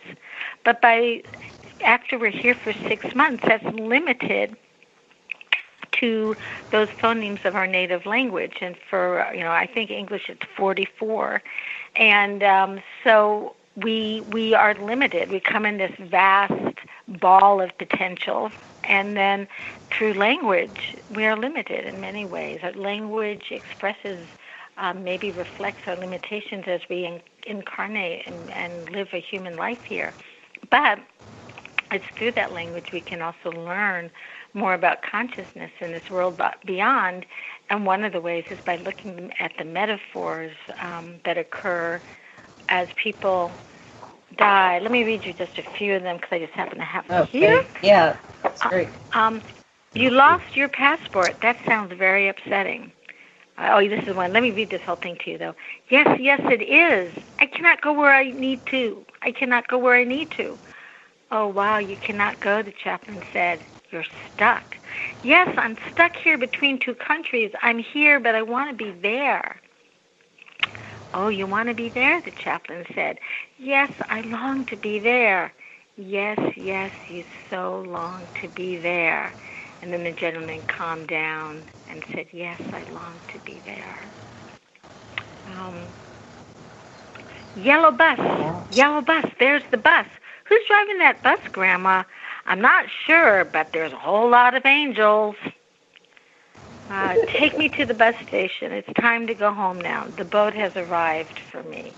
A lot of people speak about trains. My father was a little non-traditional. What he said, well, I'm getting ready to go to Las Vegas. He was a gambler. I'm getting ready. Let's get that oxygen tank ready for that big trip to Las Vegas. Well, there was no trip to Las Vegas scheduled, and so but people talk a lot about the big trip and just we know that the traditional image of the river Styx, or with the boat, ferrying us across. Right. That these are very archetypical and old images, and they seem to reflect something that might be very true to the human experience as we die. And I've just begun to collect cross-linguistic samples. So I received something a few months ago from Punjabi, and from someone who described, her father talked about going on the airplane, leaving on the airplane. So that was cross-linguistic and also cross-cultural. He was Muslim, and so we're seeing more samples now from other countries and other languages, and many of the patterns are similar. So what are we learning about where they go? Do they come back and like the people that get revived and come back? Do you have stories like that? Yeah, of course. So there are two things. My research is people who have died, have passed on, and sometimes people come back with after-death communication, which I'd be glad to talk about that in a minute. But so in our cases, there are people who have have transitioned. But there are many cases, of course, in all the near-death experience literature and research, and Raymond has, thousands of accounts, and I've heard many by working with Raymond. We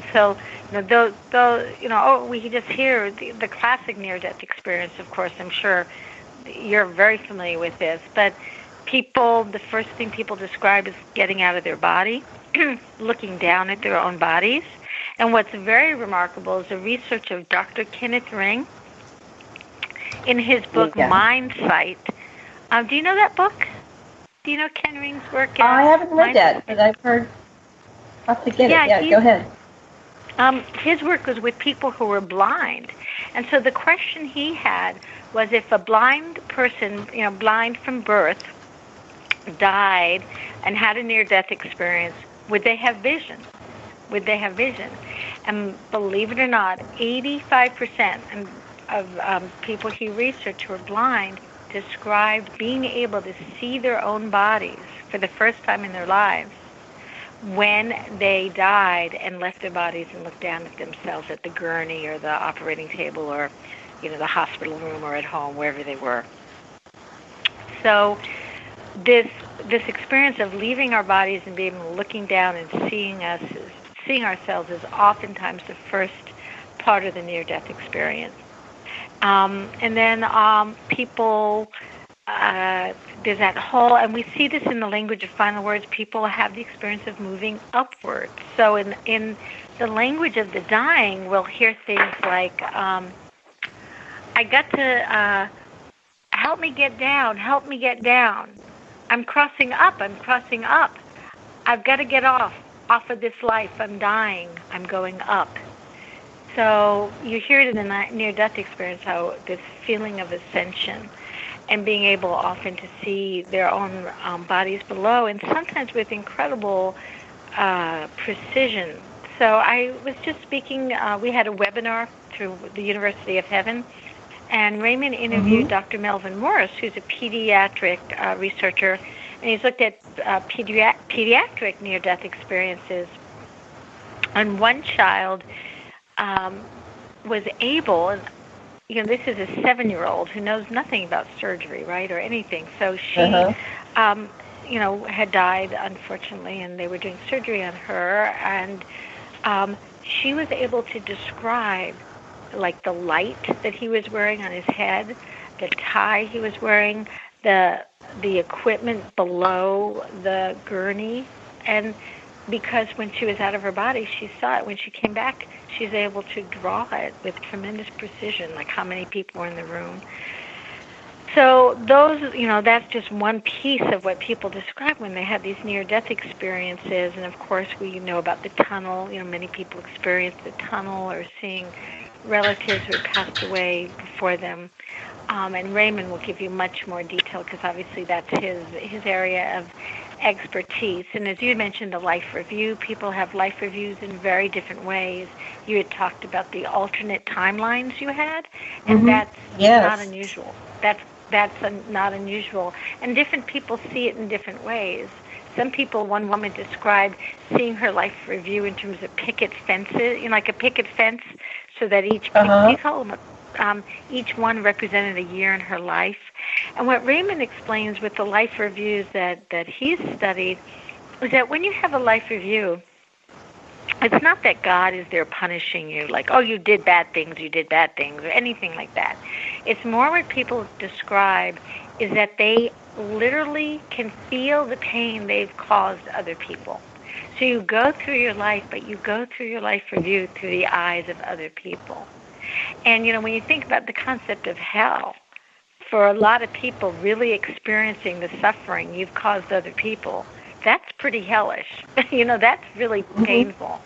And that's what people describe often.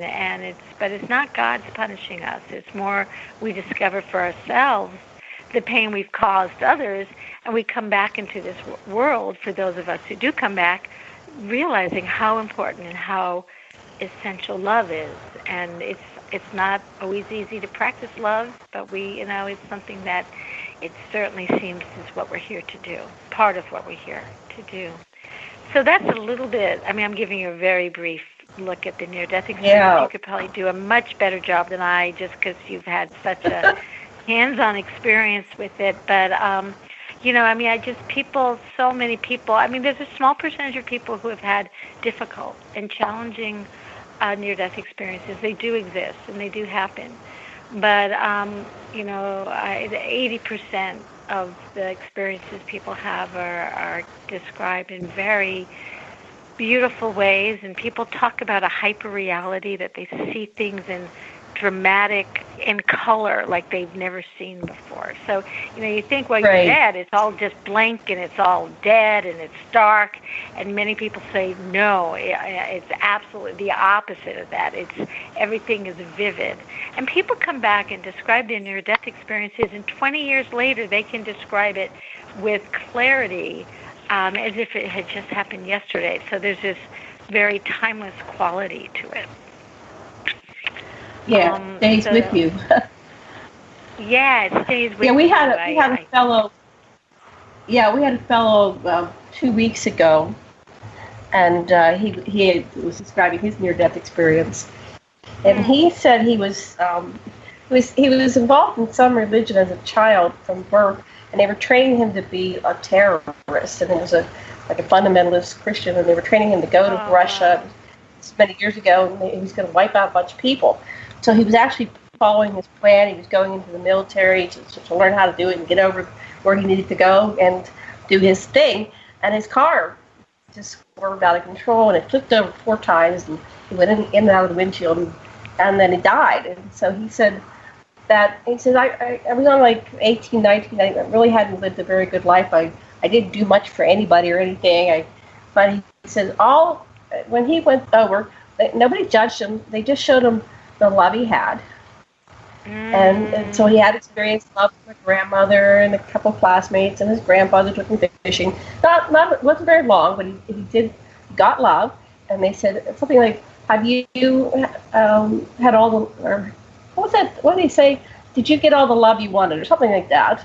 And he said, "No, I haven't gotten married and had children." And as soon as he thought that, he was back, and that just changed him forever. And he gave up the life as a terrorist, and he ended up, he said, "My life isn't perfect, but, he's not angry anymore. He had been so angry he was going to blow up the world, and now he's just love. He's a very loving person." And that was like one of the most profound stories I've ever heard. It was amazing. Yeah. No, and we hear this very universally from people. I mean, I've heard two things. I want to respond to that story. One is that almost overwhelmingly you hear people come back and they have greater love in their hearts, and that's one of the primary messages they learned on the other side. And you also hear that it's a big integration, for people, because sometimes what I'm learning is everyone makes it sound like, "Oh, it's just so great, I died, I had this experience, I came back, and my life is better." Well, it's not that simple. First, usually when someone dies, there was a trauma involved, like a car accident, or there's some kind of trauma involved. So, while it is an incredibly healing and powerful experience, I mean, absolutely, there also are the challenges of how do you come back to this world, which is a very imperfect world, or at least, it can be. And after you've had that experience of love, how do you bring that and integrate it into your day-to-day life? And I've been meeting more near-death experiencers who, yes, indeed, they have a luminescence and a calm about them that is different in a way than people who haven't. But I've also heard people say it's not easy. It's not easy to have had a taste of the divine and taste, and experience it so deeply, and then to really know how to come back to this world and integrate it. So, there was, let me think if I can remember the other thing I wanted to say in response to that. I think I forgot. But, yes, the other thing I wanted to say, because this has been my experience also, is that Dr. Ring, who I had mentioned earlier, who had done the research on the blind, who have had near-death experiences, in his books, Lessons from the Light, he uses this term, the benign virus. And what he says is that those of us who do research in this area, it's contagious. We catch some of the after effects of near-death experiencers. We learn from the people that we're researching that that we ourselves are changed by doing research in this area. And I know that I've become more intuitive. I've definitely become more spiritual. And a lot of people have these near-death experiences come back with healing gifts as healers, or new musical gifts. And for me, my life has definitely been expanded through doing this work and doing this research. So, I've gotten infected with the benign virus, and I'm very grateful. So. Well, it's very interesting. There's a show called Saving Hope about a doctor who goes into a coma, and when he's in a coma, he's walking out of his body, and now he came out of the coma, and now when people die or they're in a coma, he has discussions with them, and they often talk about what's wrong with them, and he's able to fix them. And then, the ones that die, he helps them go over, resolve their issues. So it's a fascinating show. It's called Saving Hope. And I think it's on Hulu. It's on Hulu. Yeah, I've been watching it. I think I've heard that. It's very interesting. Yeah. So people are really fascinated with this subject. Go ahead. Yeah.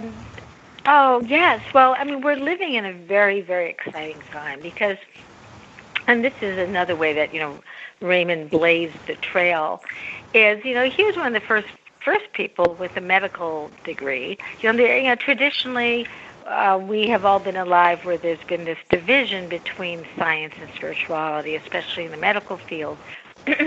And we're really seeing these things now coming. There's just more integration. And we're hearing, even on WebMD online, it's an online resource. Right. Well, I'm seeing things now. They're describing things that I've seen in my research. So, for example, one of the most common things that occurs at end of life, and this has been documented by Dr. Christopher Kerr and John Lerner, and I've seen it in the Final Words Project. People, before they die, they see and have conversations with people who have died before them. They have these takeaway visitors, takeaway figures. And this research was done way back in the 70s as well by Ossis and Haraldson. And people, one of the main indicators now that doctors and nurses know that there's an indication that death is imminent is when they start seeing loved ones, deceased loved ones in the room. And I have so many cases. Oh my goodness, it's the end of the show. I'm sorry, we'll have you back, sure, Lisa. So, thank listeners. Stay with me, Lisa, when we hang up. We'll talk to you. Have a blessing, everybody. Thank you. Aloha. Thank you, Dr. Aloha. All righty. Aloha.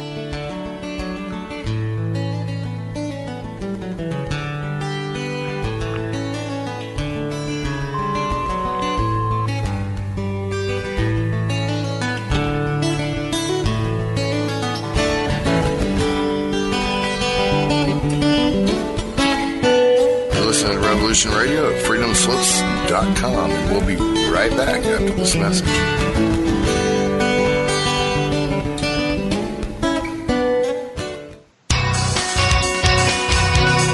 Thank you for listening to Revolution Radio at freedomslips.com. Any commercial advertising you may hear in this program is of the sole discretion and benefit of the host of whose program you are listening to. Revolution Radio does not endorse any commercial products, nor does it accept monetary compensation for on-air advertising of commercial products, nor will it ever. We are and shall remain 100% listener supported. Any product advertising on this program are considered used at higher risk, and Revolution Radio shall not be held liable for any claims or damages received from any product advertised within this program. Revolution Radio, where information never sleeps.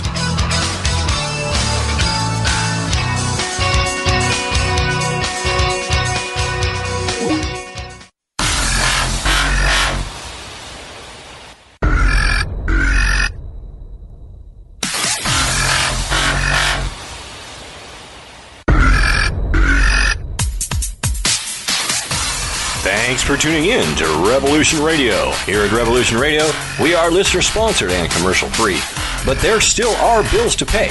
In order to raise some needed funds to cover the cost, our station is offering a silver special.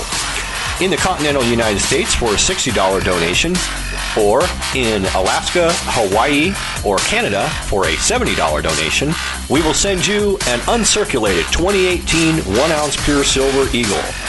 The $70 donation, the extra 10 is to cover shipping, by the way, outside of the continental United States. When making the donation, you must put Silver Eagle promo in the notes on the donation. And thank you for tuning in to Revolution Radio at revolution.radio and freedomslips.com. Without you, there is no us. Revolution Radio, where information never sleeps.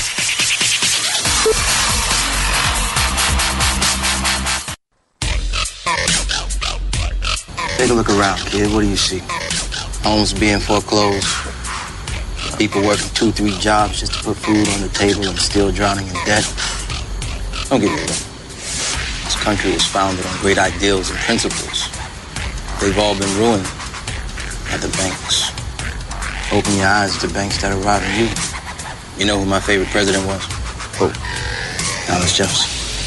Because he saw all of this coming and tried to stop it. He fought the banks. JFK too, and they killed him for it. The banking institution is more dangerous than an army, he said. He also said that every generation needs a revolution, Jimmy. The American dream is just that. Just a dream. War is a continuation of politics, only by other means. Politics is a continuation of economics by other means. This is our bank. This